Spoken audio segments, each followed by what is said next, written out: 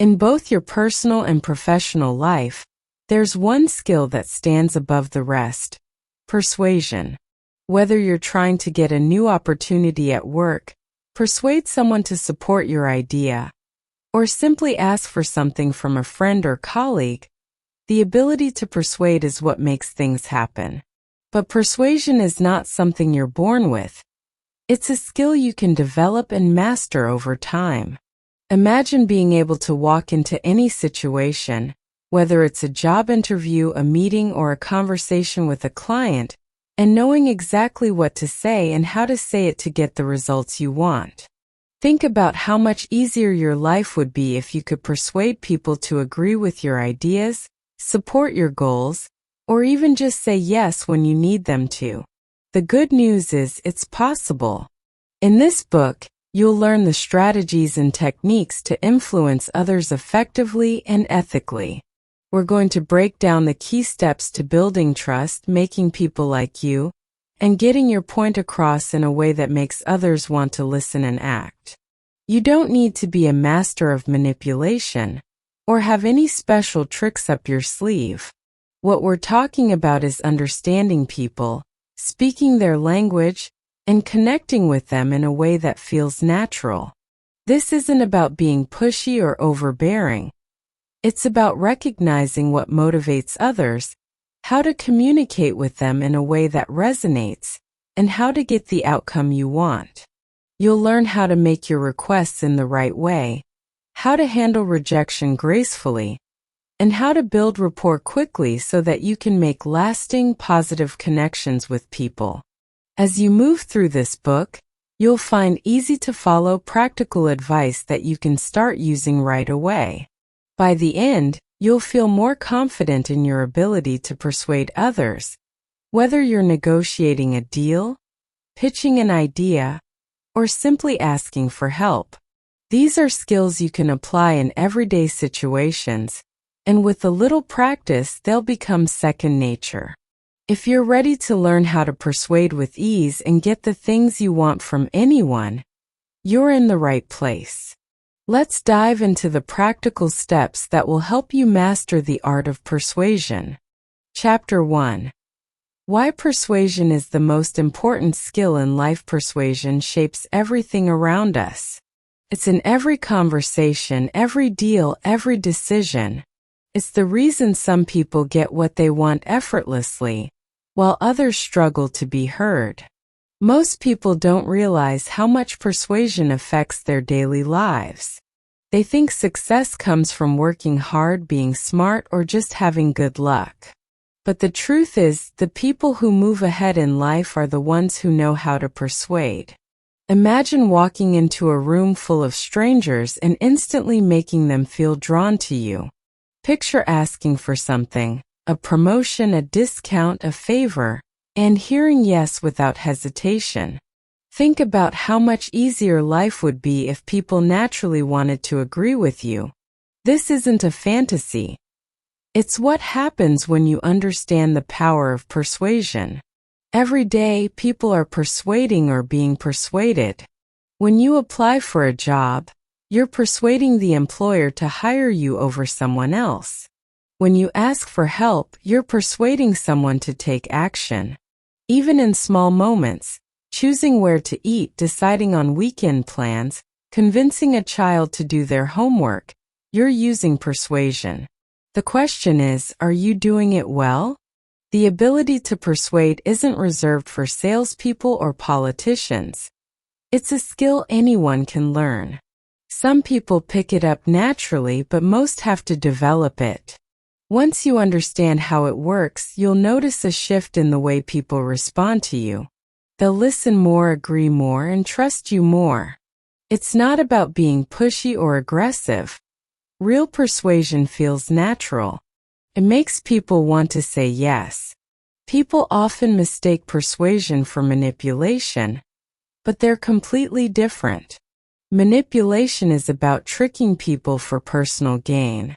Persuasion is about presenting your ideas in a way that makes sense to others. It's about creating a win-win situation where both sides feel good about the outcome. The most successful people don't force others to agree with them. They guide conversations in a way that makes agreement the natural choice. Think about the people who always seem to get their way. They aren't necessarily the loudest or the most forceful. They have a way of speaking that makes others listen. They know how to connect with people on a deeper level. They make their ideas sound appealing, their requests sound reasonable, and their presence feel valuable. That's persuasion in action. Without persuasion, even the best ideas go unnoticed. Hard work alone isn't enough. You can be the most skilled person in the room, but if you can't communicate your value, you'll be overlooked. Look at the workplace. Two employees could have the same level of experience. One speaks up with confidence, knows how to frame their contributions, and persuades decision-makers to see their worth. The other keeps their head down, hoping their work will be noticed on its own. Who do you think gets the promotion? Persuasion is the difference between being forgotten and being remembered. It's what makes someone's words carry weight. It's why some people can walk into a meeting and have their ideas accepted instantly, while others struggle to get a single point across. When you know how to persuade, you don't have to fight for attention. People naturally listen. Success isn't just about talent or effort. It's about being able to influence people in the right way. The most successful individuals, leaders, entrepreneurs, top performers are all great persuaders. They don't sit around waiting for opportunities to come to them. They create opportunities by convincing others to believe in them. They know how to present their thoughts in a way that excites, motivates, and inspires action. Even in personal relationships, persuasion plays a huge role. Think about moments where you needed to resolve a disagreement, plan something important, or make a big decision with someone else.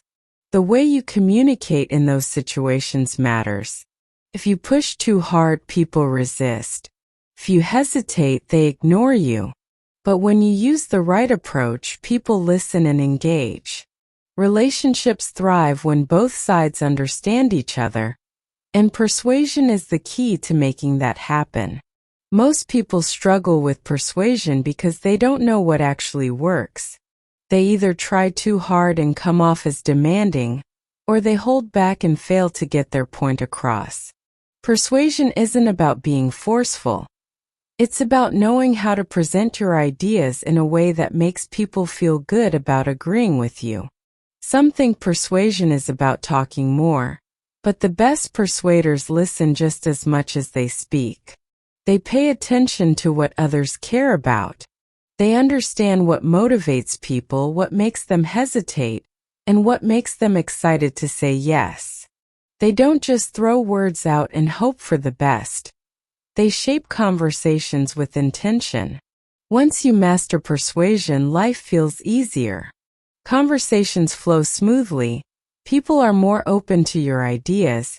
You stop feeling like you have to fight for attention because people naturally respect your words. It's a skill that can take you from struggling to thriving in almost every area of life. Persuasion isn't about tricking people. It's about understanding them. It's about knowing what makes people tick and using that knowledge to communicate more effectively. When done right, persuasion doesn't feel like persuasion at all. Feels like connection. Feels like trust. And when people trust you, they say yes more often. Some people spend their whole lives struggling because they don't realize how important persuasion is. They work hard but don't get recognized. They have great ideas but can't get others to listen. They know what they want, but they don't know how to ask for it in a way that gets results. Doesn't have to be that way. With the right skills, anyone can become more persuasive. This isn't about changing who you are. It's about learning how to communicate in a way that makes life easier. Imagine knowing exactly what to say in any situation. Imagine feeling confident when asking for what you want. Imagine never feeling ignored, dismissed, or unheard again. That's what persuasion can do for you. The world is full of opportunities, but only for those who know how to take them. Persuasion is the tool that allows you to do that. Puts you in control. It helps you stand out. It makes people remember you, trust you, and want to work with you. And once you develop this skill, you'll wonder how you ever lived without it. Chapter 2. How to make people like you in minutes. People decide whether they like you within the first few minutes of meeting you. It's not always fair, but that's how the mind works. A first impression sets the tone for everything that follows. If you get it right, people warm up to you instantly and conversations feel natural. If you get it wrong, it becomes an uphill battle to change their perception. The good news is that making people like you is not about luck or guessing. It's a skill, and anyone can learn it. People like those who make them feel good. If someone enjoys being around you, they'll naturally be drawn to you. The mistake most people make is thinking they have to impress others with achievements, stories, or jokes. That's not what makes people connect. The real key is how you make them feel. If a person feels important, heard, and valued in your presence, they will like you. It's that simple. The fastest way to make someone feel important is to show genuine interest in them. When you meet someone, focus on them rather than on yourself. Ask about their experiences, thoughts, and opinions. Most people love talking about themselves when given the chance. They rarely meet someone who truly listens, so when they do, it stands out. If you give someone your full attention, they will walk away feeling good about the conversation, even if you barely spoke about yourself. Eye contact plays a big role in building instant connections. When you look at someone while they're speaking, it shows that you're present and engaged. People notice when your eyes wander, or when you seem distracted. Holding steady eye contact, even just for a few seconds longer than usual, creates a sense of trust. But it should feel natural. Too much and it becomes uncomfortable. The balance is keeping your focus on them without making it feel forced. A simple way to make people like you faster is by mirroring their energy. This doesn't mean copying everything they do, but subtly matching their tone and pace. If someone is upbeat, matching that enthusiasm makes them feel understood. If they are calm and reserved, lowering your own energy slightly makes them feel comfortable. People are drawn to those who feel familiar, and mirroring creates that effect naturally. Names matter more than most realize. Remembering and using someone's name in conversation makes them feel acknowledged. People respond differently when they hear their own name. It signals recognition, which builds a personal connection. If you meet someone new, saying their name once or twice during the conversation makes a lasting impression. If you struggle with names, making a conscious effort to repeat them in your head after hearing them helps. Smiling at the right moments makes a huge difference. A warm, natural smile signals friendliness and approachability. Puts people at ease. People instinctively react to the energy you give off. If you seem open and inviting, they will feel comfortable around you. But the key is authenticity. A forced smile is obvious. A real one happens when you're relaxed and genuinely engaged in the conversation. The way you respond to people's words influences how they feel about you. When someone shares something, responding with enthusiasm or understanding makes them feel heard. If they tell a story, reacting in a way that matches their excitement or concern shows that you're engaged. People remember how you made them feel. A conversation where they feel appreciated and understood sticks with them. Small compliments can instantly shift how someone feels about you. The right kind of compliment makes people feel seen. Instead of generic praise, noticing something specific about them makes it more meaningful. It could be how they handled a situation, their sense of humor, or the way they explain things. People often go through life without hearing positive feedback, so a well-placed compliment can make a big impact. Your body language sends messages before you even speak. The way you stand, the way you move, and the way you use your hands all influence how people perceive you. Open body language, like keeping your arms relaxed rather than crossed, makes you seem more approachable. Leaning slightly in when someone is talking shows engagement. The small details matter. People pick up on them even if they don't realize it consciously. The tone of your voice affects how people feel when talking to you. A warm, steady tone creates a sense of comfort. A rushed or monotone voice makes conversations feel distant. The way you say something is just as important as what you say.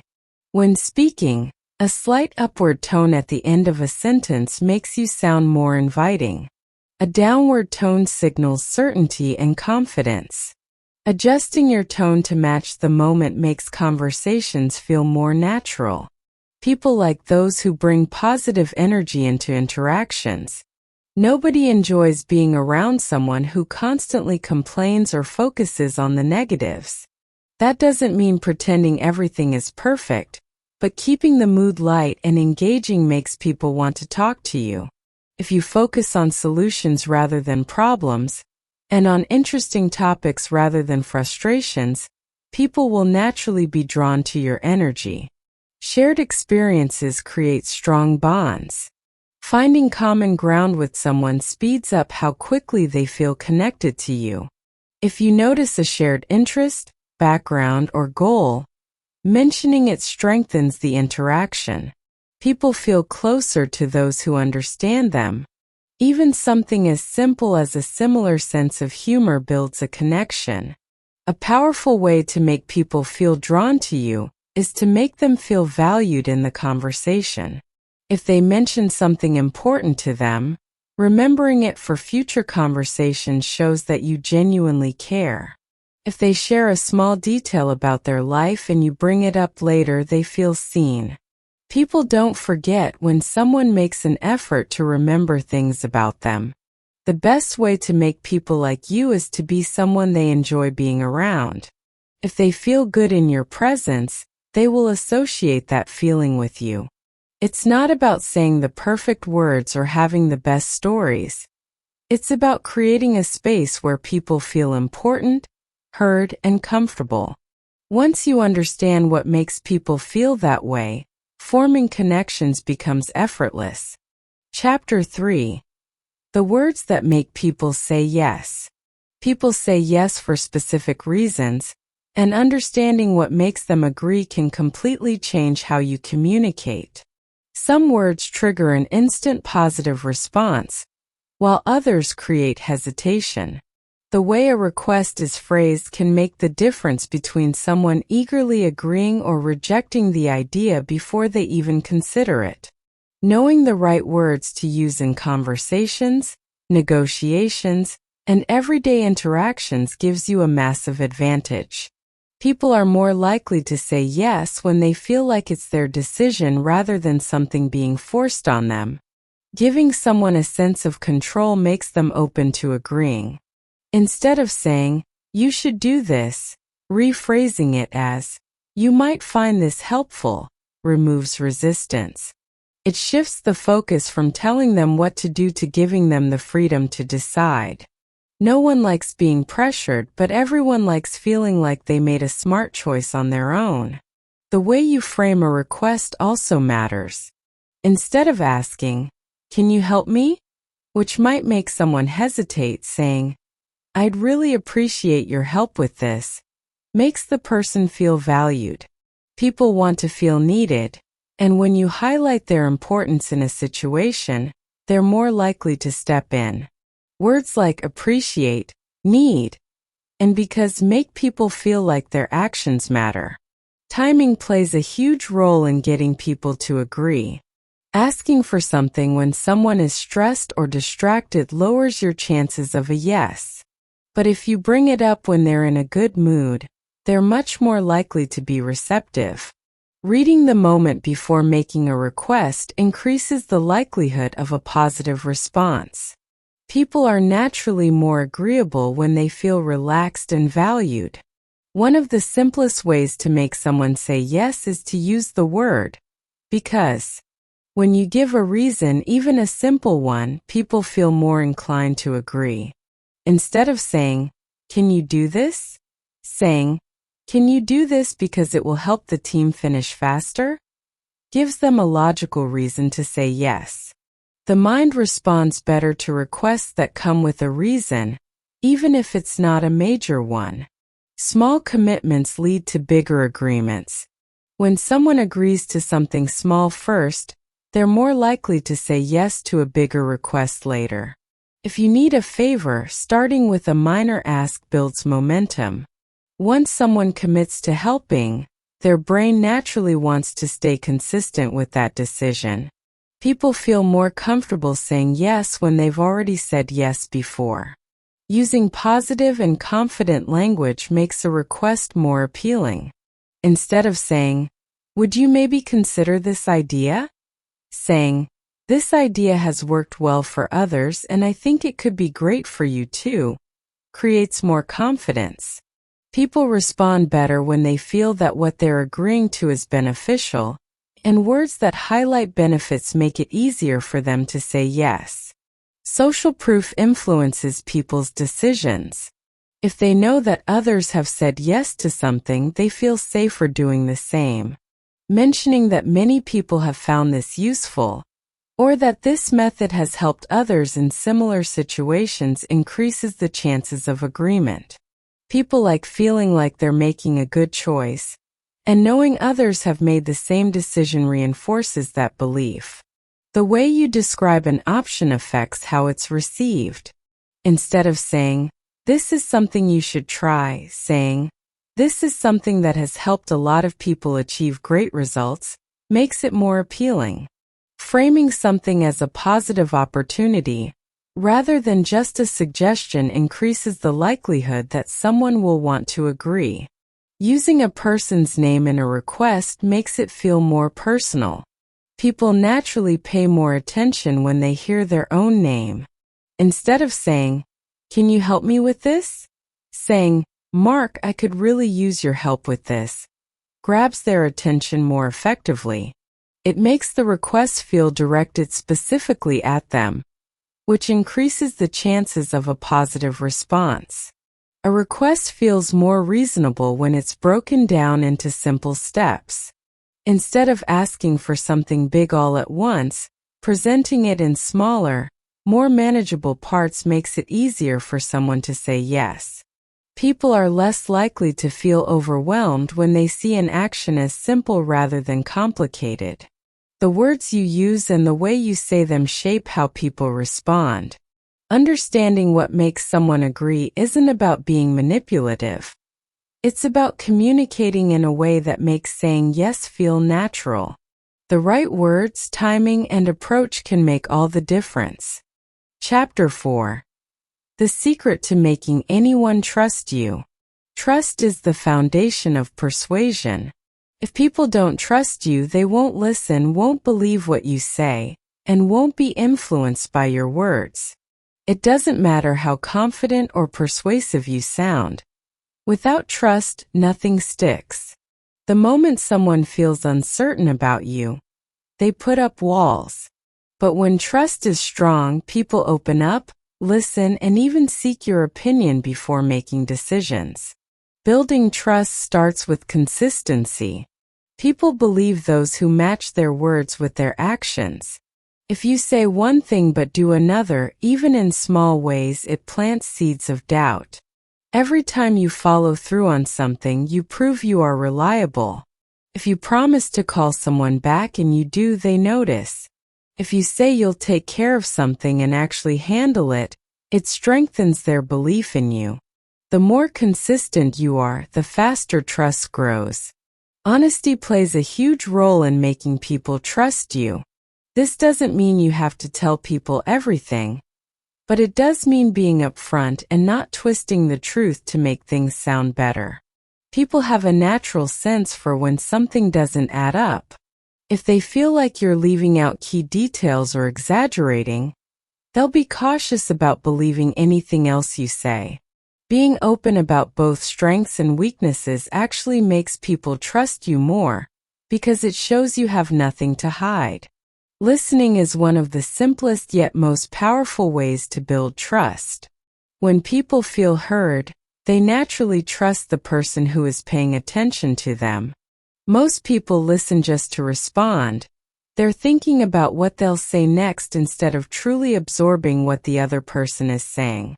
When you fully focus on someone, ask follow-up questions and acknowledge their thoughts, they feel valued.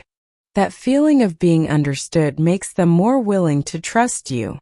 Body language sends messages about trustworthiness before a single word is spoken. The way you stand, how you make eye contact, and the way you use your hands all influence how people feel about you. If your posture is open, your movements are natural, and you maintain steady eye contact without staring, people see you as more trustworthy. Nervous habits, avoiding eye contact, or shifting around too much can make someone feel unsure about you, even if your words are solid. One of the fastest ways to make someone trust you is to be reliable in small things. If someone asks for a small favor and you handle it quickly, they're more likely to believe you can be trusted with bigger things. People judge character based on little actions. If you remember details about someone's life, follow through on small promises, or show up when you say you will, you become someone they can count on. Trust also grows when people see that you care about their interests, not just your own. If they feel like you're only talking to them to get something, they hold back. But if they sense that you genuinely care about their well-being, goals, or challenges, they lower their guard. The best way to show this is by offering help or advice without expecting anything in return. When you give before asking, people see you as someone who genuinely cares. Being open about your own mistakes or uncertainties makes you more relatable. People naturally trust those who don't pretend to be perfect. If you make an error, owning up to it instead of covering it up strengthens credibility. When you're transparent about areas where you're still learning or improving, it makes others more comfortable trusting you because they see you as real rather than someone trying too hard to be flawless. Confidence in your words also affects trust. If you speak in a hesitant or unsure way, people doubt what you're saying. But when you communicate with certainty, it reassures them. Confidence doesn't mean being aggressive or forceful. It means being clear, direct, and steady in your tone. If you believe in what you're saying, others are more likely to believe it too. People trust those who show loyalty. If someone shares something personal or important with you and you keep it private, they feel safe opening up to you in the future. But if they hear that you've shared their words with others, trust disappears instantly. Protecting what people tell you strengthens relationships and makes you someone they can rely on. Empathy plays a major role in trust. If people feel like you understand them, they let their guard down. When someone shares a struggle or frustration, responding in a way that shows you truly get what they're feeling makes a big difference. Instead of brushing off their emotions or immediately offering solutions, acknowledging their feelings first helps build a stronger connection. Trust is not something you demand, it's something you earn. It builds over time through small actions, honesty, and consistency. When people trust you, persuasion becomes effortless because they already believe in what you say. Earning that trust takes effort, but once it's there, it changes the way people respond to you. Chapter 5: How to Read People Like a Book. People reveal more about themselves than they realize. Every movement, facial expression, and change in tone gives a clue about what they're thinking and feeling. The ability to read people is one of the most powerful skills you can develop. It helps in conversations, negotiations, and even everyday interactions. When you understand what someone is really saying beyond just their words, you can connect with them on a deeper level and influence their decisions more effectively. The first thing to pay attention to is facial expressions. The face is where emotions show up first. A quick raise of the eyebrows, a slight smirk, or a tightening of the jaw can reveal what someone is really feeling, even if they say something different. If someone smiles but their eyes don't match, it's often a sign that the smile isn't genuine. If their lips tighten after you say something, it might mean they're holding back an opinion or disagreeing internally. Noticing these details helps you respond in a way that keeps the conversation flowing in your favor. Eye movement also tells a story. When someone looks away for a second before answering, they're likely thinking about their response. If their eyes dart around while talking, they might be nervous or unsure. Steady, direct eye contact usually signals confidence and honesty. But if someone avoids eye contact entirely, it could mean they're uncomfortable, hiding something, or feeling intimidated. Recognizing these signals allows you to adjust your approach to make the person feel more at ease. Tone of voice changes based on emotions. If someone's voice suddenly becomes higher or they start speaking faster, it might mean they're excited, anxious, or trying to convince you of something. A lower, slower tone often signals seriousness or deep thought. If their voice wavers slightly, there could be hesitation or uncertainty. Listening carefully to not just what someone says, but how they say it, gives you an extra layer of insight into their mindset. Body language reveals what words don't. When someone crosses their arms, it can be a sign of discomfort or defensiveness, especially if they do it after hearing something they don't like. Leaning in shows interest, while leaning away often signals disengagement. If their feet point toward you, they're likely interested in the conversation. But if they start turning away, their mind is already somewhere else. People don't always say when they're losing interest, but their body usually does. Microexpressions are split-second facial expressions that reveal true emotions before someone has time to hide them. A flicker of frustration, a quick flash of surprise, or a moment of sadness can appear and disappear in less than a second. These signals happen naturally before the brain can control them, making them some of the most honest indicators of how someone really feels. Training yourself to catch these brief moments helps you understand people better than they understand themselves. The way someone gestures while talking can also give away their emotions. Open hand movements suggest honesty and openness, while clenched fists or tightly gripped objects often signal stress or frustration. If someone rubs their neck or touches their face frequently, it can be a sign of discomfort or nervousness. When people play with their hair or adjust their clothing, they might be feeling self-conscious or uncertain. These small actions happen automatically and can give you an advantage in understanding what's really going on in someone's mind. Matching a person's energy and mannerisms can create an instant sense of connection. If they speak slowly, slowing down your own speech makes them feel more comfortable. If they're enthusiastic, responding with similar energy builds rapport. People feel most at ease with those who mirror their communication style. It's not about copying them exactly, but about subtly aligning with their way of speaking and moving to create a natural sense of connection. Spotting nervous habits can be useful in many situations. If someone keeps tapping their fingers, shifting in their seat, or glancing at the door, they might be eager to leave or feeling uneasy. If their breathing changes, becoming shallower or faster, it could be a sign of stress. When people are truly relaxed, their body movements are smoother and slower. Noticing these details allows you to adjust how you approach them, making them feel more comfortable and willing to engage. Understanding people's true emotions makes it easier to navigate conversations.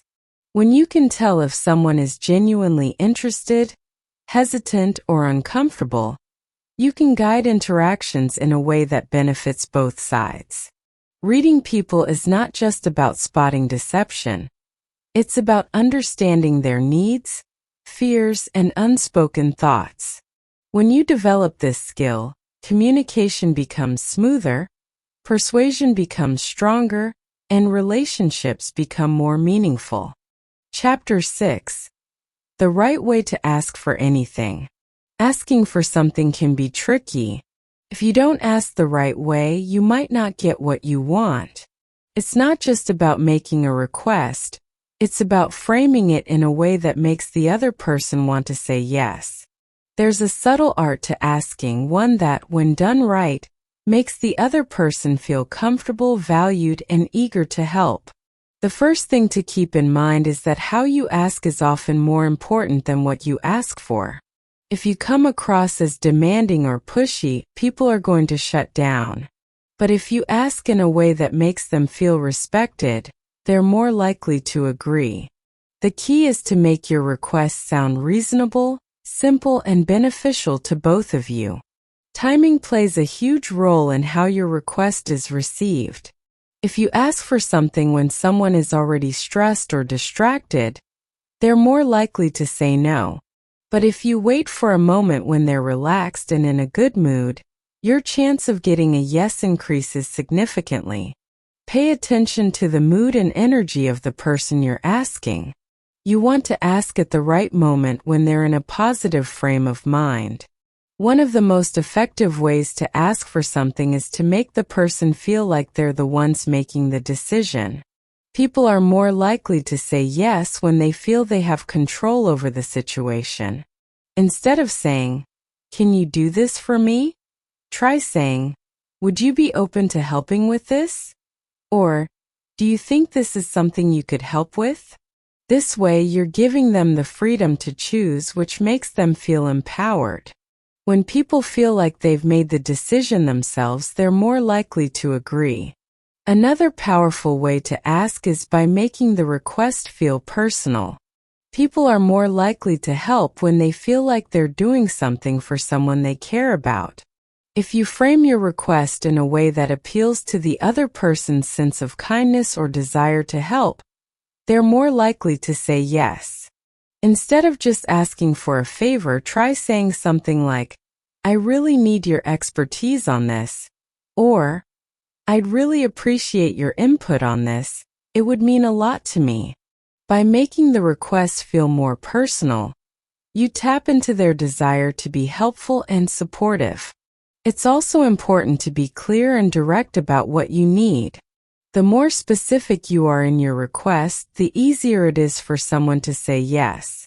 Vague requests leave too much room for uncertainty, and people are more likely to say no if they don't fully understand what's being asked. Instead of saying, "Can you help with this project?" try saying, "Can you help me with this specific part of the project? I need your advice on how to approach this task." The more details you provide, the clearer the request becomes, and the easier it is for the other person to understand exactly how they can assist. When asking, it helps to give reasons. People like to know why they're being asked to do something. The more you can explain the reason behind your request, the more likely it is that people will agree. Instead of simply asking, "Can you do this?" say, "Can you do this because it will help us meet the deadline?" Or, "Can you do this because I really value your expertise in this area?" When people understand the reasons behind the request, they're more likely to feel that it's worthwhile. Using positive language is another essential part of asking. The way you phrase your request can make a huge difference in how it's received. Instead of saying, "Can you please do this?" which sounds like a chore. Try saying, "I'd really appreciate your help with this," which makes the request feel more like an opportunity to contribute. People are more likely to say yes when they feel like they're being asked to do something positive or valuable, rather than something that's just a burden. A simple but effective strategy is the foot in the door technique. This involves making a small request first, which is easy for the person to agree to, and then following up with a larger request later. The idea is that once someone has agreed to a smaller request, they're more likely to agree to a bigger one because they've already committed. For example, if you need a person to help with a big task, start by asking if they can spare a few minutes to help with a small part of it. Once they've said yes to that, you can move on to the bigger request. Another technique is the door-in-the-face strategy. This is when you make a larger request first, expecting that the person will say no, and then follow it up with a smaller, more reasonable request. The idea is that when the person refuses the first request, the smaller request will seem much more reasonable in comparison, making them more likely to say yes. For example, if you need someone to help you for an hour, you could start by asking if they can help you for 2 hours. When they say no, you can ask if they can help for just 1 hour. The second request will seem more manageable, and they're more likely to agree. It's also important to express gratitude. People are more likely to help when they feel appreciated. If you've asked for something, be sure to thank the person before they even agree. This shows that you respect them and value their time and effort. By expressing gratitude up front, you make the person feel good about helping, which increases the chances of them saying yes. When asking for something, try to make it easy for the other person to say yes. If you can make the process as simple and straightforward as possible, people are more likely to agree. If the request requires too much effort or is too complicated, they might decline out of convenience. If you can make it as easy as possible for them to help, they'll be more inclined to say yes. At the end of the day, the way you ask for something can make all the difference. If you're clear, respectful, and considerate in your approach, people are much more likely to say yes. It's not just about what you're asking for. It's about how you ask. Understanding the dynamics of asking can help you get what you want more often while building stronger, more positive relationships along the way. Chapter 7. The Yes Chain Trick to Get People to Agree. When you're trying to persuade someone to agree with you, getting them to say yes early on can make all the difference. The yes chain is a simple but powerful technique that taps into the psychology of agreement. Once you get someone to say yes to something small, it's much easier to get them to agree to bigger things later. This technique works by building momentum, just like when you start rolling a snowball. It gets bigger and bigger as it moves downhill. The key to this technique is starting with something that's easy to agree with. It's about building a series of small, easy agreements that create a positive flow of yes responses. People don't want to break the pattern once they've already agreed to something. The more someone says yes, the more likely they are to keep saying it. So the trick is to start small with something so simple that they can't say no. Once they say yes to that, you've already got the ball rolling. For example, think about a situation where you want to convince a friend to help you with a project. You wouldn't start by asking them for hours of their time. Instead, start with something easy like asking if they're willing to listen to your idea for a few minutes. It's a small commitment, one that's hard to refuse. Once they've said yes, you can move on to the next small request, maybe asking if they can give you feedback. Each little step builds the momentum, and with each yes, they become more likely to agree to a bigger request later on. This technique works not just in personal relationships but in business and professional settings too. When you're negotiating, getting your counterpart to say yes to smaller terms before the big ask is a smart way to move the conversation in your favor. If you're negotiating a deal, start by asking questions you know they'll agree with. Wouldn't you agree that this issue is important? Once they say yes to that, they're more likely to say yes to your bigger proposal. The power of the yes chain is that it plays into something called consistency. People like to appear consistent in their decisions. When they've said yes to a few small things, they feel more inclined to continue agreeing, as it makes them feel like they're being consistent with their actions. We're all wired this way. Think about it.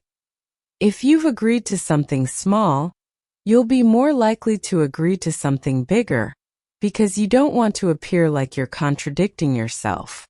The yes chain also works because it helps to create a feeling of momentum.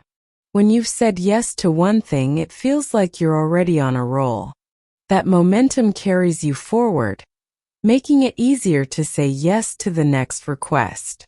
It's kind of like when you're working on a project. If you get a little bit done, you start to feel like you're making progress, which motivates you to keep going. In the same way, when someone says yes to your first request, they're likely to keep agreeing because they feel they're already committed. Another important part of this technique is that it taps into the human desire for positive reinforcement. When someone says yes, it feels good. It feels like a small victory, even if it's just agreeing to something minor. This creates a positive feedback loop. The more yes they say, the more good feelings they experience, and the more they're likely to keep saying yes. It becomes a cycle of positive reinforcement, and it works wonders when you're trying to persuade someone. You can also use the yes chain in more subtle ways. It's not just about asking for something directly. It's about guiding the person toward agreement by making statements they can't help but agree with. For example, if you're trying to get someone to support an idea, start by making a series of statements they'll agree with. We both know that time is valuable. It's important to make the most of opportunities, and having a good plan makes everything easier. Each of these statements is easy to agree with, so when you finally ask them to support your idea, they're already on the path to saying yes. It's important to remember that the yes chain doesn't work if you start with something too big or difficult to agree with. If your first request is too much, the chain will break. You need to start small, and you need to pace the requests.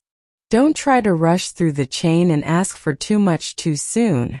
Take your time, and let each yes build the momentum for the next one.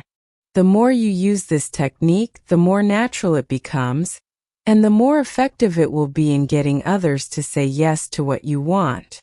One great thing about the yes chain is that it's completely natural. It doesn't rely on manipulation or trickery. It's simply about guiding someone through a series of positive, easy to agree with steps that lead to a larger agreement. People want to be consistent in their decisions, and they want to feel good about saying yes. The yes chain taps into both of these desires and uses them to your advantage. In the end, persuasion is all about getting people to agree with you, and the best way to do that is by getting them to say yes again and again. When you start with small, easy to agree with requests, you can build momentum and make it more likely that people will say yes to your bigger asks. The yes chain is a simple but powerful way to influence others, and when you use it correctly, it can help you get what you want in almost any situation. Chapter 8: The Power of Silence. Why talking less is better. When it comes to persuasion, sometimes saying less can be more. It's easy to think that the more you talk, the more convincing you'll be, but often the opposite is true. People don't always need a long explanation to agree with you. In fact, the more you talk, the more chances you give them to tune out or start questioning what you're saying. Silence, when used strategically, can be incredibly powerful. There's a lot to be said about how we fill silences in conversations. Most people feel the need to talk continuously because silence feels uncomfortable. But if you're trying to persuade someone, you can use silence to your advantage. By giving the other person space to think, you allow them to process your words more effectively. You're also allowing them to come to their own conclusions, which increases the likelihood that they'll agree with you. The trick is to not rush to fill the silence, even if it feels awkward. Think about a time when someone made an argument that really resonated with you. Maybe they didn't talk for long, but when they spoke, every word seemed to matter. This is the power of well-timed silence. It's not about being mute. It's about pacing your words, speaking clearly, and then allowing the other person time to absorb what you've said. If you've presented your point effectively, silence gives the listener a moment to reflect and decide that your perspective is worth agreeing with. A great example of the power of silence comes from negotiations. Whether you're negotiating a salary increase, a business deal, or a personal favor, pausing after you make a request can be incredibly persuasive. When you ask for something and then stop talking, it puts the pressure on the other person to fill that space. Most people feel the need to say something to ease the tension. Often, they'll offer a compromise or agree to terms just to fill the silence. This is your opportunity to wait them out. In many situations, silence makes the other person feel like they're in control of the conversation. When you stop talking, they may feel compelled to respond, and that response often works in your favor. Think about a time when you were asked a question and then there was a moment of silence afterward. You might have felt like you needed to fill that space with an answer or suggestion. That is the exact effect you can have when you embrace silence in conversations that require persuasion. In situations where you're trying to persuade someone, silence helps avoid over-explaining or over-promising. It prevents you from saying too much, which can end up undermining your position. People often feel the need to explain themselves excessively, thinking that more details will make them seem more credible. However, too many details can lead to confusion or make the listener question your main message. Keeping things short and simple gives more weight to what you're saying and makes it easier for the other person to agree with you. Silence also gives you a chance to observe. When you stop talking, you have the opportunity to really pay attention to the other person's body language, facial expressions, and tone. These nonverbal cues are incredibly important in understanding how the person feels about what you've just said. If they seem unsure or uncomfortable, you have the chance to adjust your approach. On the other hand, if they appear receptive or thoughtful, you'll know that they're processing your message and you've made an impact. Another thing to keep in mind is how much we tend to rush our points when we're nervous or eager for approval. The fear of silence can make us talk faster, even when it's not necessary. But the more you allow pauses in your conversation, the more you demonstrate confidence. People are drawn to calm, composed individuals. When you speak less and allow for pauses, you come across as more in control, and that can increase your persuasive power. It's the quiet confidence that often gets people to listen and, more importantly, agree with you. Silence also allows the other person to save face in a conversation, especially one where you're trying to persuade someone. The goal isn't to trap or pressure them. You want them to feel good about saying yes. Silence gives them the opportunity to think things through without feeling rushed or coerced. It's the difference between someone agreeing to help you because they feel pressured and someone agreeing because they've had the time and space to make a decision they're comfortable with. When you're in a conversation, especially one where you're asking for something, don't be afraid of the silence. Instead of filling it with more words, let your words hang in the air and give the person a chance to respond. This doesn't mean you should be silent all the time. It's about finding the right moments to pause and let the other person take the conversation forward. If you find yourself in a conversation and the silence starts to feel uncomfortable, focus on staying calm and composed. Think of it as a tool rather than something to avoid. It's not just a lack of talking. It's a purposeful choice to give your words more power. It's the moment you've set your case, and now you're allowing the other person to reflect and come to the decision themselves. One of the most effective uses of silence is when you're listening. The more you listen, the more control you have over the conversation. People love to feel heard. And by being silent and actively listening to what the other person is saying, you allow them to express their thoughts fully.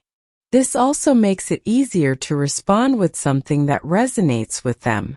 By listening closely, you can tailor your message to their needs or desires, which is a much more effective way to persuade them. Silence gives you the opportunity to stay calm and centered in conversations. When you're calm, you think more clearly. You can take a breath, compose your thoughts, and then decide how to proceed. Silence helps you slow down, and slowing down makes your words more deliberate and impactful. Using silence strategically is about understanding its power. It's not about avoiding conversation or leaving things unsaid. It's about creating space for the other person to process and reflect on your message. When used in the right way, silence can be just as persuasive, if not more persuasive, than words themselves. Chapter 9. The best way to handle rejection and still win. Rejection is something we all fear. It's uncomfortable, sometimes painful, and often discouraging. But here's the truth. Rejection is not the end of the road. In fact, if you handle it the right way, rejection can become a stepping stone to success. What matters most isn't whether or not you face rejection. It's how you respond to it. When you can handle rejection with grace and resilience, you build mental toughness and the ability to bounce back stronger. One of the key things to remember is that rejection is rarely personal. It might feel like a blow to your ego, but in most cases it's not about you. The person rejecting you is making a decision based on their own circumstances, needs, or priorities, not necessarily because of anything wrong with you. Understanding this can help take some of the sting out of the experience. If you internalize rejection and make it about your worth as a person, you'll find yourself stuck in a cycle of self-doubt. But if you view rejection as just part of the process, you can let go of the emotional weight it brings. The first step to handling rejection is to stop taking it personally. It's easy to assume that when someone says no, they're rejecting you as a person. But in most cases, they're simply rejecting the offer, the timing, or the terms you presented. They may not be saying no to you. They might just be saying no to a particular situation. The sooner you realize this, the easier it becomes to let go of the sting and move forward. It's also important to keep in mind that no matter how well you present your ideas or how hard you try, there will always be people who say no. That's just part of life. Next, it's important to maintain a sense of perspective. Just because you faced rejection once doesn't mean you won't succeed next time. Think about all the successful people you admire. Most of them have faced rejection in some form. Walt Disney was rejected hundreds of times before he built his empire. Oprah Winfrey was told she wasn't fit for television. J.K. Rowling faced rejection from numerous publishers before Harry Potter was picked up. The list goes on and on. The key to their success wasn't that they avoided rejection. It was that they didn't let it stop them. Rejection didn't define their journey. They kept moving forward despite it. One effective way to deal with rejection is to reframe it as feedback. Rather than viewing rejection as a failure, think of it as an opportunity to learn. When you're rejected, try to understand why it happened. Ask yourself, what could you have done differently? Was there something in your approach that didn't resonate with the person you were speaking to? Is there something you can improve in the way you present yourself or your ideas? Rejection often gives us valuable insights that we can use to improve. Instead of wallowing in disappointment, take a moment to reflect on what you can learn from the experience and use it to better your next attempt. Another important strategy is to build resilience. Resilience is the ability to bounce back after facing setbacks. It's about staying focused on your long-term goals, even when things don't go your way in the short term. Building resilience takes practice, but it's possible for anyone to develop. One way to build resilience is by celebrating small wins along the way. Every time you succeed, whether it's getting a small win or simply learning from a rejection, acknowledge your progress. These small victories keep you motivated and remind you that rejection is just one moment in a bigger journey. You also have to remember that rejection isn't always the end of the road. Sometimes it's just a redirection. Perhaps the person who rejected your idea wasn't the right person to work with, or maybe your timing wasn't right. But that doesn't mean that your idea or your efforts are worthless. It just means that you need to find another path or another person who's more aligned with your goals. It's about seeing rejection as an opportunity for growth and exploration. Every time you face a no, you're one step closer to finding the right yes. Rejection can also serve as a reminder that you're pushing boundaries. If you're not facing rejection, you're probably not challenging yourself enough.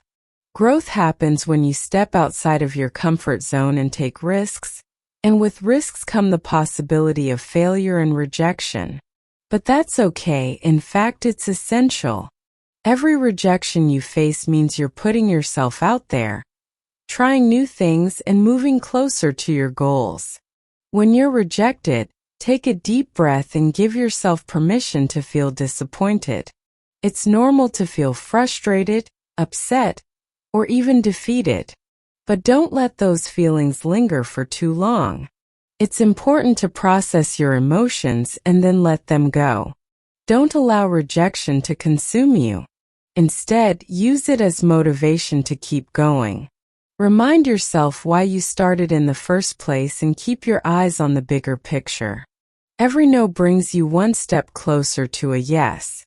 It's crucial to surround yourself with people who support and encourage you. A strong support system can help you stay motivated after facing rejection. Whether it's family, friends, or colleagues, having people in your corner who believe in you can make all the difference. When you face a setback, turn to your support system for encouragement. They can offer a fresh perspective, remind you of your strengths, and help you stay focused on your goals. Rejection will always be a part of life, but how you handle it determines whether it will hold you back or propel you forward. By not taking rejection personally, reframing it as feedback, building resilience, and maintaining a positive perspective, you can turn rejection into a tool for success. Keep in mind that rejection is simply a part of the process, and it's something everyone faces.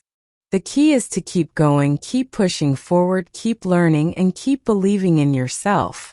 Every rejection brings you closer to your breakthrough. Chapter 10. The body language tricks that make you more persuasive. Your body language speaks volumes, often even more than your words. It can either build trust or create distance, convey confidence or uncertainty. Understanding the subtle power of body language can make all the difference in how persuasive you are. Whether you're making a business pitch, negotiating a deal, or simply trying to convince someone to see things your way. One of the most important things to remember is that people are constantly observing you, even when you're not speaking. How you stand, how you move, and how you express yourself nonverbally can either support or undermine your message. This means that the first impression you make often happens before you even say a word. If you walk into a room slouched over, looking down, or avoiding eye contact, it sends a message of insecurity, disinterest, or lack of confidence. On the other hand, standing tall, making eye contact, and smiling can immediately communicate openness, confidence, and trustworthiness. A simple change in posture can have a huge impact. When you sit or stand with your shoulders back and your head held high, it shows that you're confident and in control. This doesn't mean you should act overly aggressive or stiff. Just being aware of your body position can make you appear more approachable and engaged. Confidence is contagious, and when you present yourself with it, others are more likely to believe in what you're saying. Another key to effective body language is mirroring. When you're trying to connect with someone and persuade them, subtly mirroring their body language can create a feeling of rapport. This doesn't mean you should mimic every movement they make, but matching their tone, pace, and physical posture can make them feel understood and comfortable. If they lean forward, you might do the same. If they cross their arms, you might mirror that in a relaxed way. By doing this, you communicate that you're in sync with them, which builds trust and increases the chances of persuading them to your point of view. Eye contact is one of the most powerful tools in body language. It shows attentiveness, honesty, and respect. People are more likely to trust you if they feel you're looking them in the eye during a conversation. However, it's important to find a balance. Too little eye contact can make you seem evasive or untrustworthy, while too much can feel confrontational or uncomfortable. The goal is to maintain steady but not constant eye contact. A few seconds at a time with occasional breaks is ideal. This shows that you're engaged in the conversation and actively listening, which makes the other person more likely to listen to you in return. In addition to eye contact, your facial expressions play a huge role in how your message is received. Smiling, for example, can instantly make you appear more approachable and friendly, which can lower any barriers and make the other person more open to what you're saying. A genuine smile that reaches your eyes conveys warmth and sincerity, making people more comfortable around you. On the flip side, a lack of expression or a frown can make you seem distant or unapproachable. Being aware of your facial expressions and adjusting them based on the conversation can help you establish a connection and keep the interaction positive. Another important aspect of body language is the way you use your hands. People often feel more at ease when they see that your hands are open and visible. This can make you appear more trustworthy and confident. On the other hand, crossing your arms or holding your hands tightly can send a message of defensiveness or a closed-off attitude. Using your hands to emphasize points in a natural and controlled way can help reinforce your message and add energy to your delivery. When you speak with open hands, it can make you seem more genuine and persuasive, as if you have nothing to hide. Space is another factor that plays into how persuasive you are. The way you use space can influence how the other person perceives you. Standing too close to someone can make them feel uncomfortable or pressured, while standing too far away can create a sense of distance or detachment. Finding the right balance is key. In most situations, maintaining a comfortable level of personal space, neither too close nor too far, helps to create a positive environment for conversation. If you're in a professional setting, respecting personal space is crucial to establishing trust and avoiding feelings of being rushed or overwhelmed. Your posture and movement also affect how others perceive your confidence and authority. For example, when you walk into a room, your movements should be purposeful and deliberate. When you move with confidence, it makes others more likely to respect you and take you seriously. Avoiding fidgeting or pacing excessively will help you appear calm and in control. Every movement you make, from how you walk to how you gesture, can affect the way others perceive your message. Being aware of these body language cues and adjusting them based on the situation can make a huge difference in how persuasive you are. If you want someone to trust you, making eye contact, using open gestures, and standing tall can signal to them that you're genuine and confident. If you're trying to establish a connection, mirroring their body language or using a warm smile can help build rapport. On the other hand, if you want to come across as an expert or someone in control, maintaining good posture, speaking with conviction, and using confident gestures will help reinforce that image. It's also worth noting that body language can be a two-way street. Just as you're using body language to influence the other person, you're also picking up on their nonverbal cues. If the person you're speaking to is avoiding eye contact, crossing their arms, or turning their body away from you, these are signs that they may not be fully engaged or that they're feeling defensive. In these cases, adjusting your own body language, perhaps by softening your posture, speaking more slowly, or using a more relaxed tone, can help break down barriers and encourage a more open conversation. When you are aware of your body language and use it consciously, you create an environment where persuasion can happen naturally. It's about more than just the words you say. It's about how you present yourself, how you engage with others, and how you make them feel in your presence. Confidence, openness, and attentiveness all shine through in the way you carry yourself. And these nonverbal cues can help reinforce your message, making it far more likely that others will be persuaded by your words. Mastering body language takes practice, but once you become more aware of it, you'll start to notice the difference it makes in your conversations and interactions. Whether you're negotiating a deal, convincing someone of your point of view, or simply trying to make a positive impression, how you carry yourself is a powerful tool that can elevate your persuasive abilities and help you achieve your goals. Chapter 11. How to make people feel important and why it works. The idea of making someone feel important might seem simple, but the impact it has on the way people respond to you is significant. When you make someone feel like they matter, like their thoughts and feelings are valued, you instantly build a connection that goes beyond just words. It's not just about giving compliments. It's about recognizing a person's worth, acknowledging their efforts, and treating them with respect. It's a game changer not only in how others perceive you but in how open they are to what you have to say. People are naturally drawn to those who make them feel good about themselves, and this principle holds true in every interaction, whether professional or personal. A big part of this is recognizing that every person has a desire to be seen. No one likes to feel invisible or overlooked, whether it's in a business meeting, a social gathering, or just a casual conversation. When you show genuine interest in someone, it tells them that they are important. It's not about flattery or trying to impress them.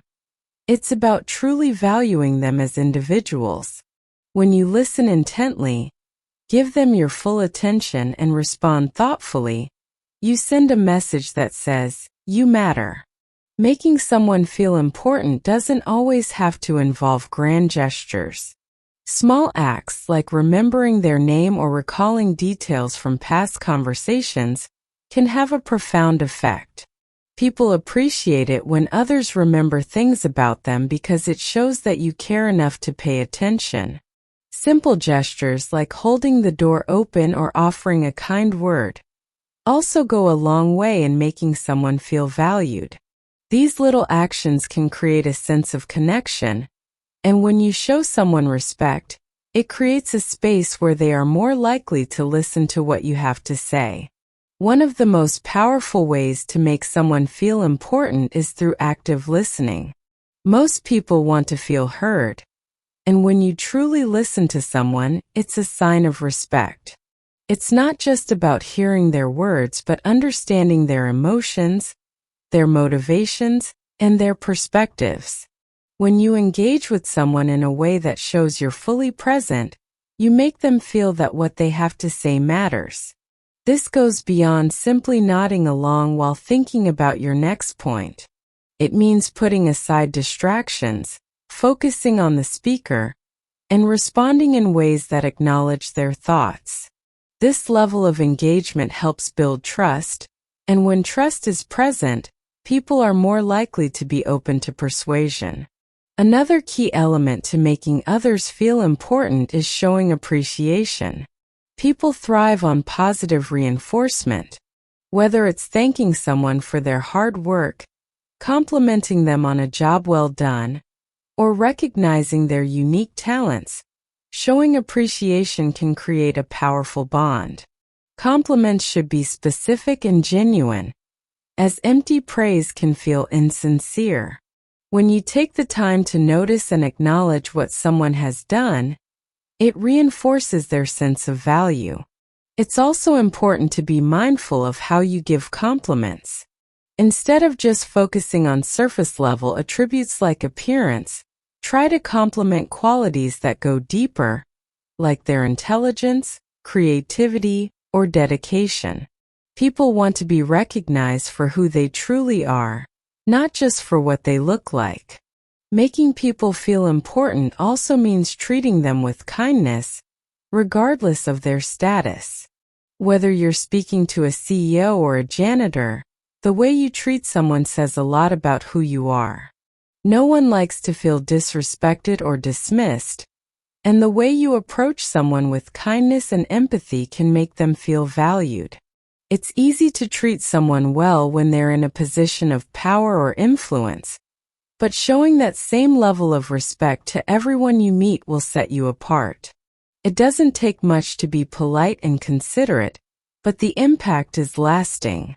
People will remember how you made them feel, and that memory can be a powerful force in persuading them to listen to your message.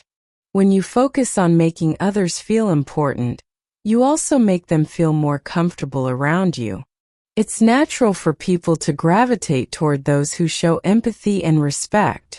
This makes it easier to have open and meaningful conversations, which is key when it comes to persuasion. When people feel good about themselves in your presence, they're more likely to be receptive to your ideas. They're not focused on defending themselves or worrying about being judged.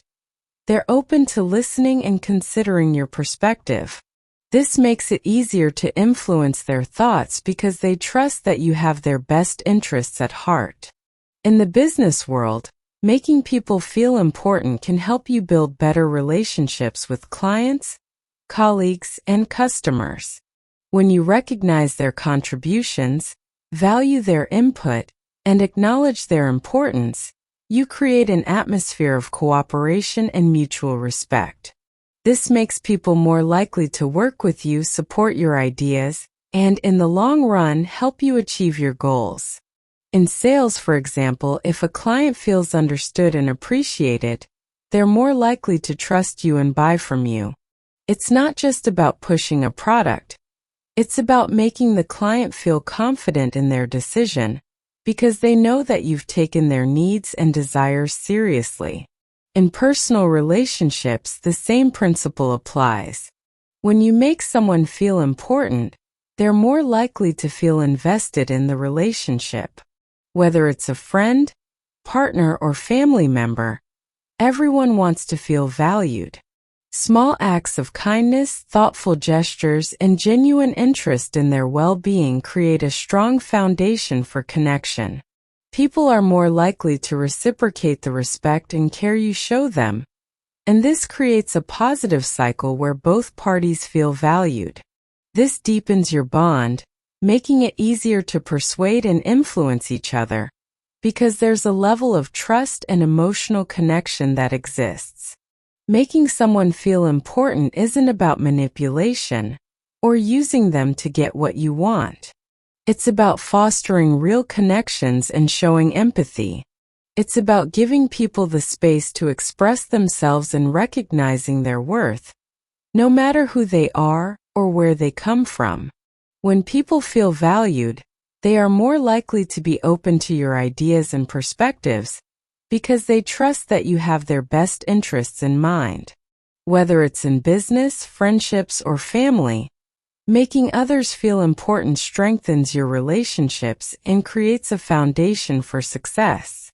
People want to work with, listen to, and support those who make them feel good about themselves, and in doing so, you become more persuasive and influential in their lives. Chapter 12: The Power of Stories. How to win people over instantly. The power of storytelling cannot be underestimated when it comes to persuading others.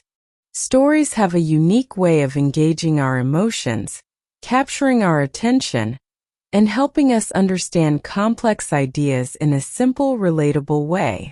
Think about it. Whenever you hear a good story, it sticks with you. Whether it's a story about a struggle and triumph or one that shares a lesson learned from a failure, stories resonate because they tap into universal experiences and emotions. It's not just about the information being shared.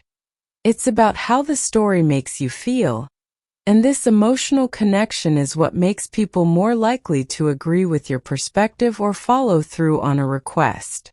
Humans have been telling stories for thousands of years. It's how we've passed down knowledge, traditions, and values across generations. Stories are how we make sense of the world around us. They help us connect the dots between our personal experiences and those of others.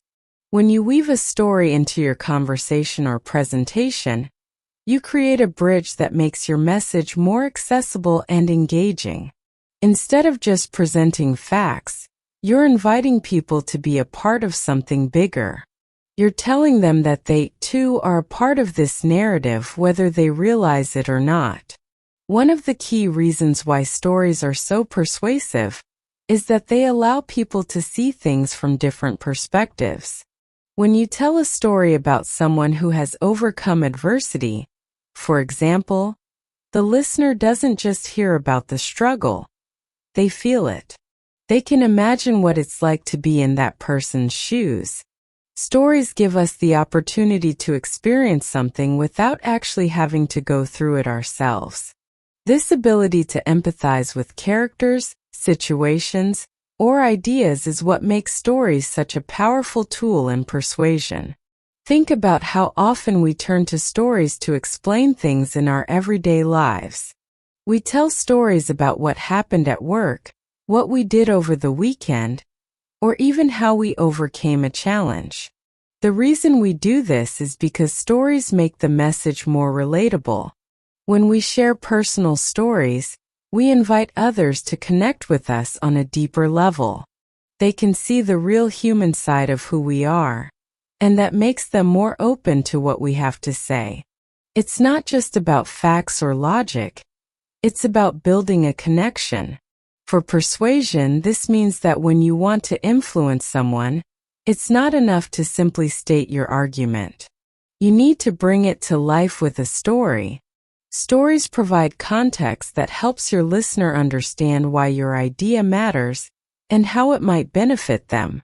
For example, if you're trying to persuade a colleague to take on a new project, you could tell them a story about how similar projects led to success in the past, highlighting the positive outcomes and the lessons learned along the way. This narrative will help them visualize the potential benefits, and it might make them more open to the idea. When telling a story, it's important to keep it relatable. People are more likely to be persuaded when they can see themselves in the story. If you're telling a story about a business deal, for instance, try to include elements that your audience can connect with, such as challenges they've faced in their own work or goals they've pursued. The more they can relate to the story, the more likely they are to see the value in your perspective. Another powerful aspect of storytelling is its ability to simplify complex ideas. Let's face it, some topics can be hard to understand, and sometimes it's difficult to explain something in a way that resonates.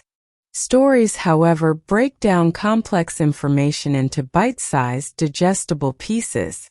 Instead of overwhelming your audience with technical jargon or data, you can illustrate your point by telling a story that conveys the same message in a way that's easy to follow.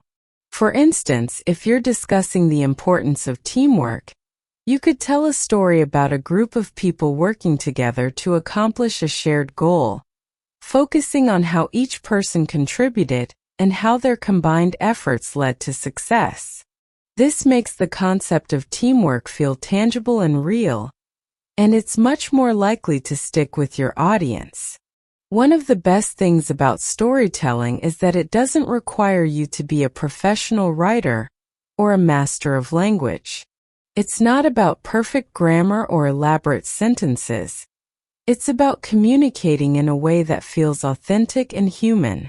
You don't need to be overly polished or scripted. The best stories are often the ones that come across as natural, as if you're simply sharing an experience with a friend. People are more likely to connect with your message when they feel like you're speaking from the heart. When it comes to persuasion, timing is everything.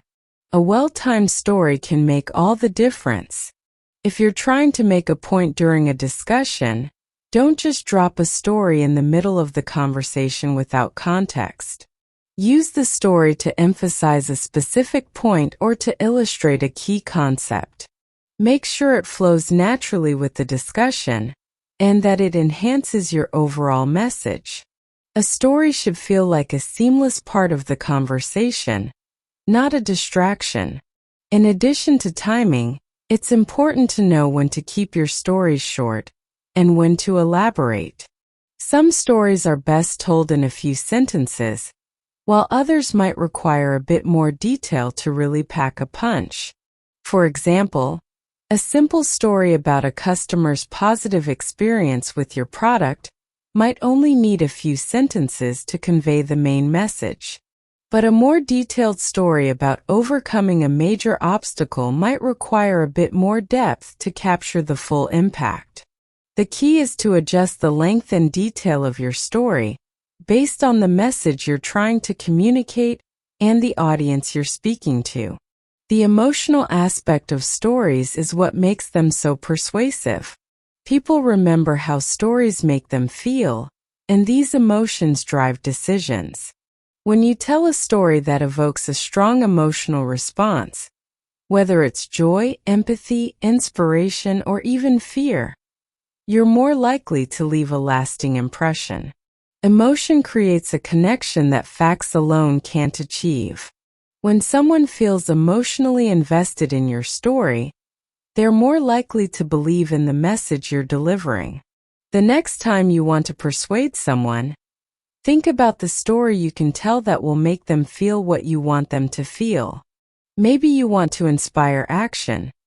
Tell a story that shows how someone took action and achieved success. Maybe you want to build trust. Tell a story that illustrates your credibility and reliability. Whatever the case, remember that stories are a powerful tool that can influence the way people think and act.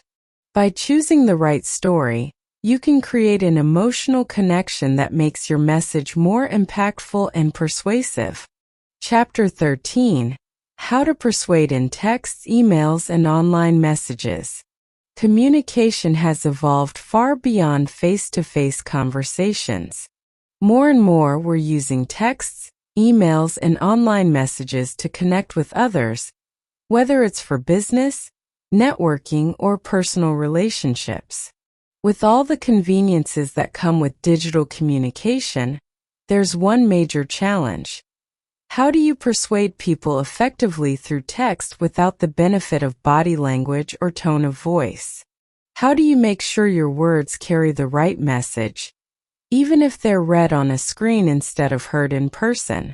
When it comes to persuading others in digital communication, it's crucial to understand that your words have to work harder. You can't rely on the same cues and nonverbal signals that you would in a face-to-face interaction. In text-based communication, everything is in your words, so it's important to be clear, concise, and emotionally intelligent. It's not just about the message you're sending, but how you send it. Crafting persuasive messages in emails or texts requires a strategic approach, one that balances being direct, personable, and approachable. One of the first things to consider when persuading through digital channels is how you open the conversation. The beginning of any message is crucial because it sets the tone for what's to come. When you send an email or text, your reader is deciding within the first few lines whether or not they're going to engage with the rest of your message. If you want to persuade them, you need to grab their attention right away. The best way to do this is by making sure your opening is clear, relevant, and focused on their needs. It's also important to avoid coming off as too pushy or abrupt. If your message feels like a demand or a sales pitch, the reader is likely to tune out. Instead, start with something that resonates with them, an observation, a question, or a statement that shows you understand their perspective. When you're trying to persuade someone via text or email, the next step is to get to the point quickly. People don't have time to read long, drawn-out messages, especially in today's fast-paced digital world. You need to make your main point early on and keep things as concise as possible. If you bury your key message in a sea of unnecessary details, the reader is likely to lose interest before they get to the part that matters. This doesn't mean that you should be abrupt or cold. It's about being clear and purposeful in your communication. It's also important to maintain a friendly tone in digital communication. When you're writing texts or emails, it's easy for your words to come across as flat or impersonal. Without the benefit of facial expressions or body language, your reader can misinterpret the tone of your message. That's why it's essential to infuse your writing with warmth and personality. Use a conversational tone, but be mindful of the balance. Too casual can come across as unprofessional, while being too formal can make you sound distant. Tailor your language to the person you're speaking with, and adjust based on the relationship you have with them. The goal is to create an atmosphere that feels genuine and approachable. Another key aspect of persuasive digital communication is ensuring that your message is action-oriented. If you want someone to do something, whether it's responding to your email, making a purchase, or setting up a meeting, you need to make it clear what action you want them to take. One of the best ways to do this is by including a clear call to action, CTA, at the end of your message. Whether it's "let me know your thoughts" or "click here to learn more," a CTA gives your reader direction and helps them know what to do next. It also provides an opportunity to emphasize the benefit of taking action. For example, instead of simply asking someone to schedule a call, you could frame it as a way to discuss how we can save you time and money, highlighting the value that they'll receive from taking the next step. It's important to remember that when it comes to persuasion through text or email, timing matters. You don't want to bombard someone with messages all at once or follow up too frequently. Giving your reader space to absorb your message and respond is crucial. On the other hand, if you wait too long to follow up, your message may lose its relevance or urgency. Finding the right balance of timing is a key part of the persuasion process. The structure of your message also plays a big role in how persuasive it is. People are more likely to engage with and respond to messages that are easy to read. That means using short paragraphs, bullet points, and even headings when appropriate to break up the text. A well-structured email or text is easier to skim, and that increases the likelihood that your reader will stay engaged with your message. Avoid long-winded sentences or overly complicated wording. Simple, direct communication is often the most persuasive. Another important element of persuasive digital communication is the use of social proof. People are more likely to be persuaded by messages that show how others have benefited from taking action. This can be especially effective in emails or text messages that are part of a sales pitch or business communication. For example, you could share testimonials from clients who have had positive experiences or reference a case study that demonstrates the success others have had with your product or service. Social proof builds credibility and trust, two of the most important factors when trying to persuade someone. When you're communicating via text or email, you also want to be mindful of how you close the conversation. The closing of your message should leave a lasting impression and make it clear that you value the other person's time. A simple, positive closing statement like, "I look forward to hearing from you," or "Thank you for your time and consideration," helps to reinforce the connection and makes your reader feel appreciated. Just as with the opening, the closing of your message should reflect your overall tone. Be friendly, courteous, and professional, and leave the door open for future conversation. Lastly, don't underestimate the power of personalization in persuasive digital communication.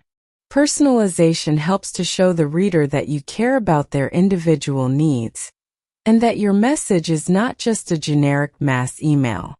By tailoring your message to the specific person you're communicating with, you make it more relevant and meaningful. Personalization doesn't have to be elaborate. Even small touches like using their name, referencing a previous conversation, or acknowledging a recent achievement can make a big difference. People are more likely to respond positively when they feel like they're being treated as an individual rather than just another recipient of a generic message. The digital world has made communication faster and more efficient, but it also means that we have to be more strategic and intentional with the way we persuade others through text, emails, and messages. Crafting persuasive messages that capture attention, engage the reader, and inspire action takes thought and effort, but it's an essential skill in today's world. By mastering the art of persuasive digital communication, you can enhance your ability to influence, build relationships, and get what you want from anyone. Chapter 14. How to negotiate and get the best deal. Negotiation is a skill that everyone can use, whether you're trying to get a better deal on a purchase, persuade someone to take your side on an issue, or work out the terms of a business deal. It's not just about getting what you want. It's about creating a win-win situation for both sides. A good negotiator understands how to balance their own needs with the needs of the other person and knows how to communicate in a way that fosters collaboration and mutual benefit. When you're entering into a negotiation, it's important to remember that it's not just about making demands and trying to get the upper hand. It's about finding common ground. The first thing you should do when preparing for any negotiation is to understand both your own position and the other person's position. What do you want out of this negotiation? What are you willing to compromise on? What are the key points that you absolutely need to achieve in order for this negotiation to be successful for you? Once you've identified your own needs and goals, it's equally important to consider the other person's perspective. What do they want? What's important to them? What are they likely to be flexible on? And what are their non-negotiables? Understanding these elements will give you a better idea of where you can find common ground and where you may need to make compromises. If you can empathize with the other person's perspective, you'll have a better chance of crafting a solution that works for everyone involved. One of the most powerful tools in any negotiation is listening. Many people think that negotiations are all about talking and convincing the other side to see things your way, but the truth is that listening is just as important, if not more important, than speaking. When you listen carefully, you can pick up on important details that help you understand the other person's needs, priorities, and potential areas for compromise. It also helps build rapport and trust, which are essential to creating a positive negotiating environment. People are more likely to be persuaded by someone who listens to them and takes their concerns into consideration. A key aspect of listening in a negotiation is being fully present. This means not only hearing what the other person is saying but also paying attention to their body language, tone of voice, and other nonverbal cues. These can provide valuable information about how they're feeling, whether they're open to your suggestions, or if they're holding back. Pay attention to their facial expressions, gestures, and posture. Are they leaning in and making eye contact, or are they closed off and distant? These subtle signals can help guide your next steps in the negotiation. When you respond in a negotiation, it's important to stay calm and composed. Even if the conversation gets heated or you feel like you're not getting what you want, it's crucial to remain level-headed. Losing your temper or getting defensive will only work against you. Instead, take a deep breath, stay focused on the facts, and communicate in a way that's both assertive and respectful.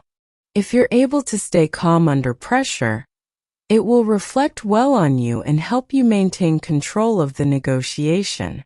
In addition to staying calm, another important strategy is to remain flexible. Negotiations are rarely straightforward, and things may not go according to plan. If you're too rigid in your approach, you could miss out on opportunities for compromise or even completely derail the negotiation.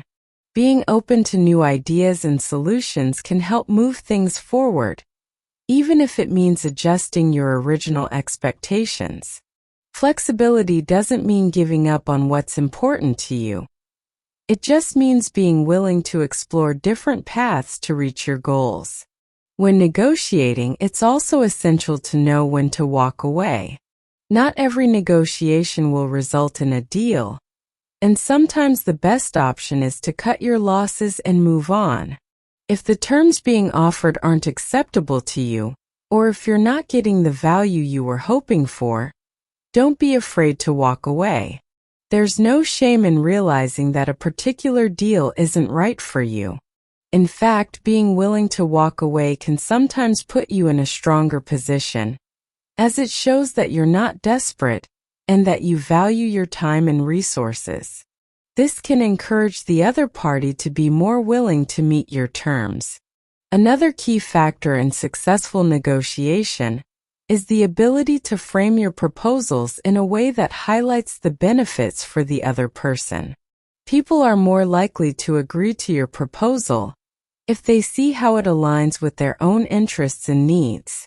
This doesn't mean manipulating the truth or making promises that you can't keep. It simply means framing your ideas in a way that shows how both parties can benefit.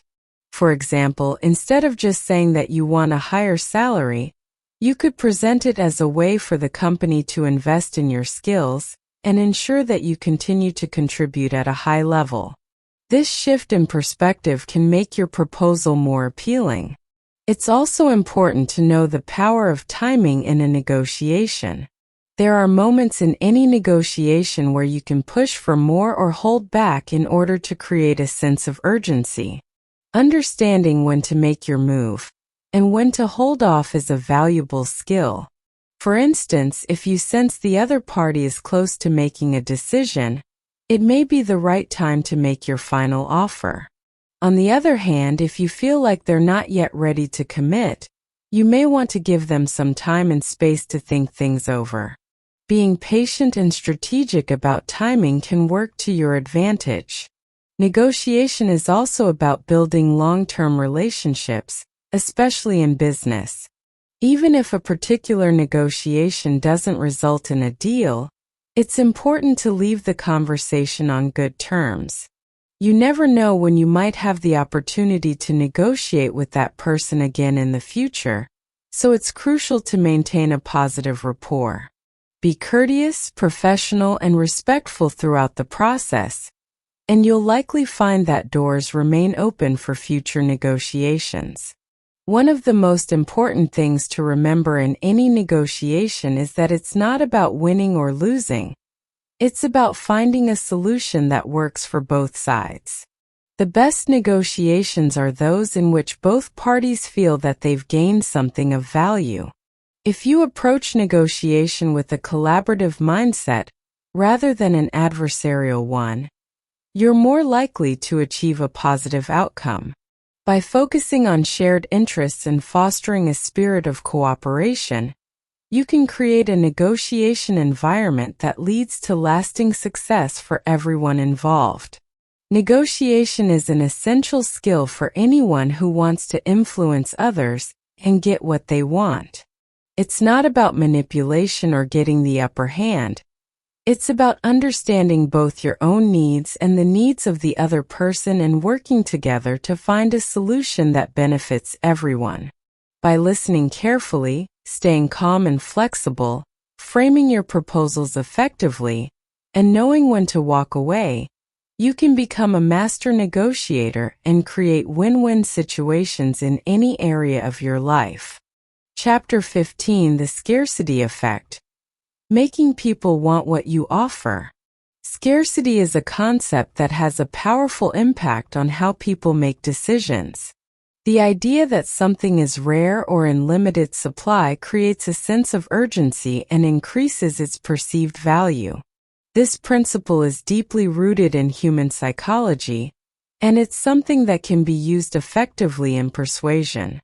Understanding how to leverage the scarcity effect can help you make your offers more compelling and increase your chances of getting what you want.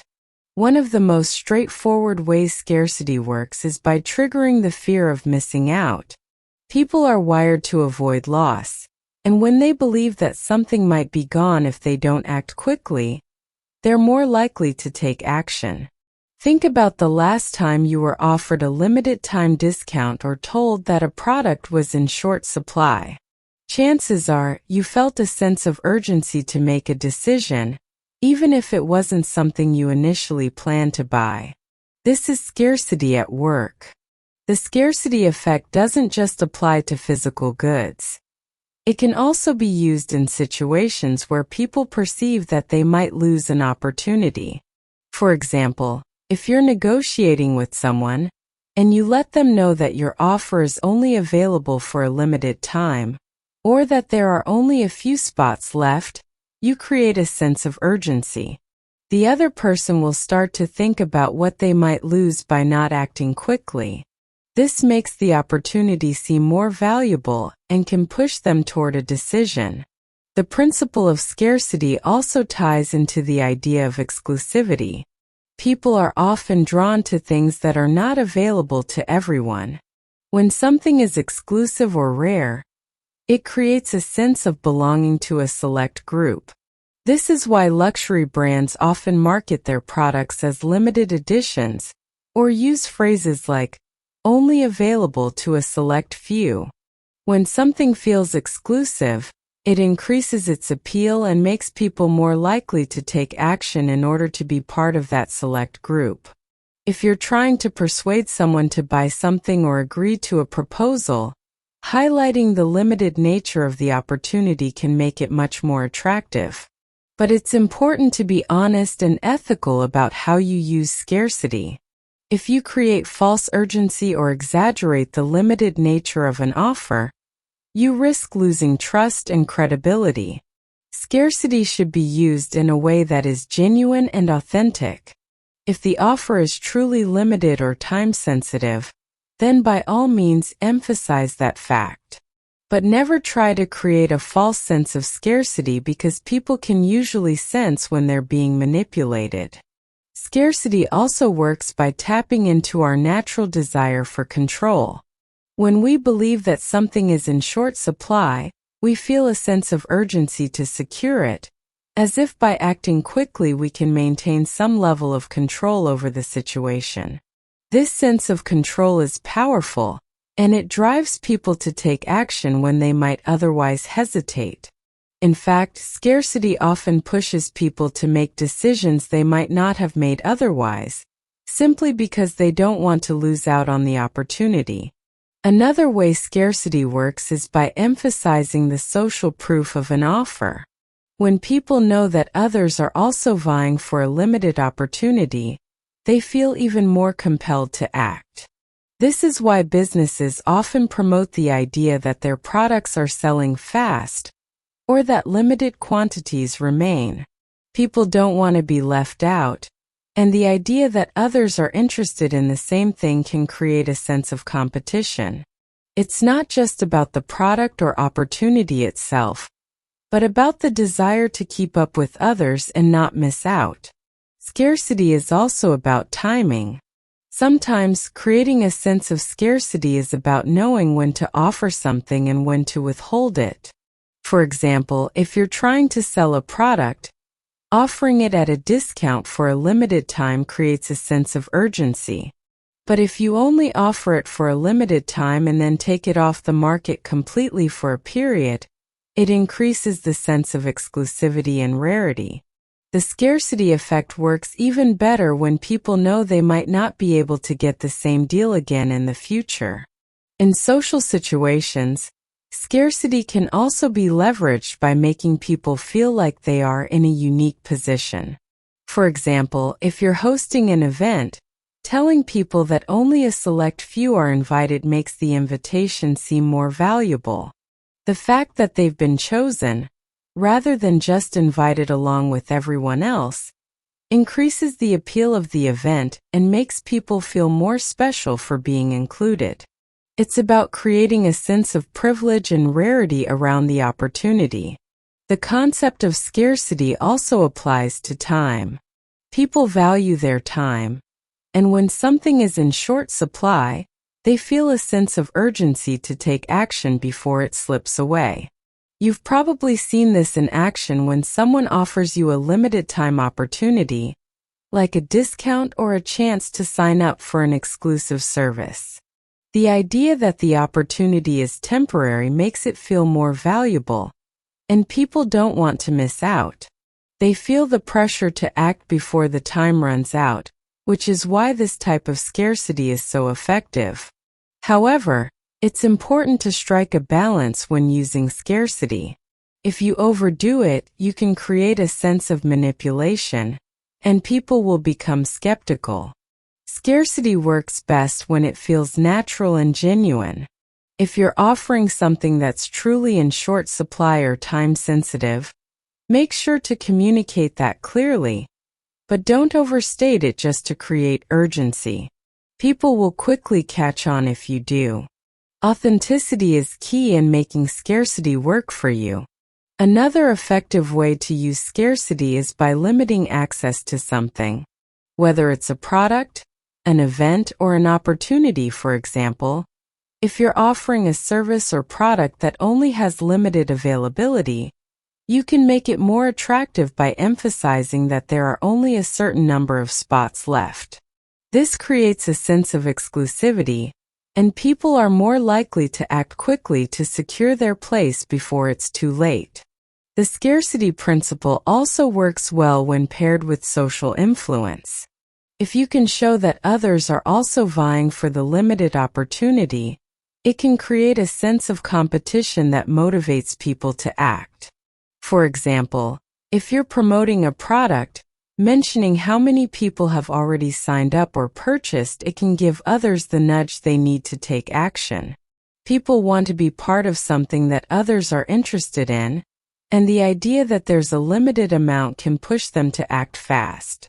Scarcity works in many areas of life, from marketing and sales to relationships and negotiations.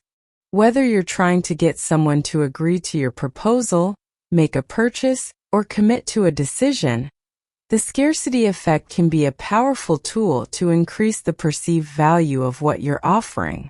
But as with any tool, it's important to use it thoughtfully and ethically. When used in an authentic and transparent way, scarcity can help create urgency, drive action, and increase your influence.